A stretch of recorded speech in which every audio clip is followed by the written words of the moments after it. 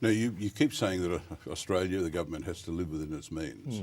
So how do you reconcile that with the submarine decision the other day, where the government has agreed to pay $35 billion in today's dollars for 12 French submarines, when they could have got 12 German submarines for maximum of $20 billion? Well, you're not a National Security Committee, Laurie. I am, and I'm aware of what the numbers. I am on that committee, and can I tell you what this defence decision is? Of course, it provides for our long-term defence needs and interests, but economically, as the Treasurer, what it means is by building these submarines in Australia, we are enabling a transformation of our defence industries. The German submarines were to be built here as well. In fact, the Germans want to build all 12 here. The French want to build 2 in Paris, in France. And that's not what will happen. That's not what will happen. But why pick the vastly more expensive one if we're living within our means? That was the unequivocal recommendation of those who ran a meticulous process, which was overseen not just by those peer-reviewed here in Australia, but some of the defence minds in the world. So there'll be lots of commentators. Shock horror. Bureaucrats want to spend a lot of money. No, you're Laurie, saying that we should live within our means. What I'm saying is we're going to invest in Australian jobs. We're going to invest in Australian industry. Australian jobs either way.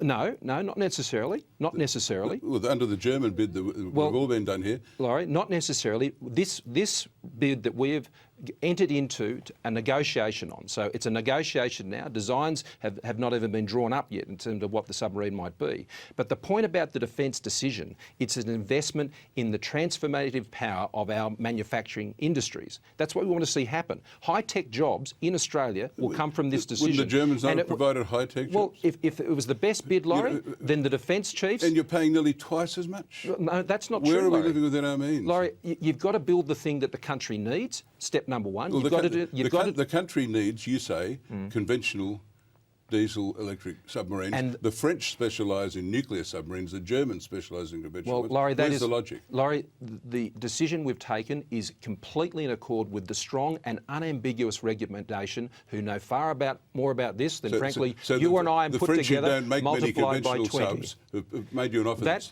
for subs that are twice as good, you think? It meets the requirements more than any other bid. And it's vastly expensive. And it invests in Australian jobs, high-tech jobs, for decades to come. So does the German bid. And that's what we're investing in. Now, if the other bid was a better bid, then that would be the bid they recommended. But it wasn't, Laurie. You're suggesting that we should have gone against the advice what I'm saying to you is people in the who field have gone through this from top to bottom over months and months and months, and they've come up with a clear recommendation which is understood and supported by peers both here and overseas. And it's the right decision, but more importantly, it's the right decision for the Australian economy. This decision will produce jobs right across the supply chain in Australia and help us further in this transitioning economy to support high-tech jobs. So would the German bid. So but Laurie, you're making that assertion on the basis of information that, frankly, is questionable. Well, it's the bid that the Germans provided you. Which was not assessed as the best bid by people who know what they're doing, I've spoken to since you made the decision, quite frankly bamboozled. Some of them say it's going to be another fiasco. And there is a suspicion now that people in defence ultimately want to transfer to nuclear subs, which is why they've gone with the French model. Well, that is not the decision of the government. The bid that the government has agreed to now negotiated on was the unequivocal recommendation, daylight second, when it came to the needs and what we needed for our defence industries. So it's worth paying nearly twice as much for the French sub?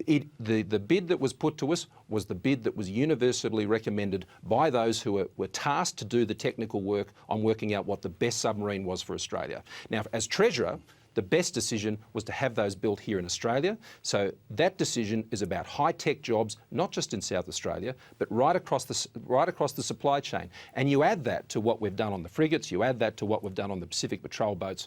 What this means is it's not just about the shipyards in Perth and in Adelaide, it's about jobs right across the country. Now, I think Australians understand that. This is a wise investment, it's a calibrated investment, and it's a decision based on the best possible advice the government could get on this issue.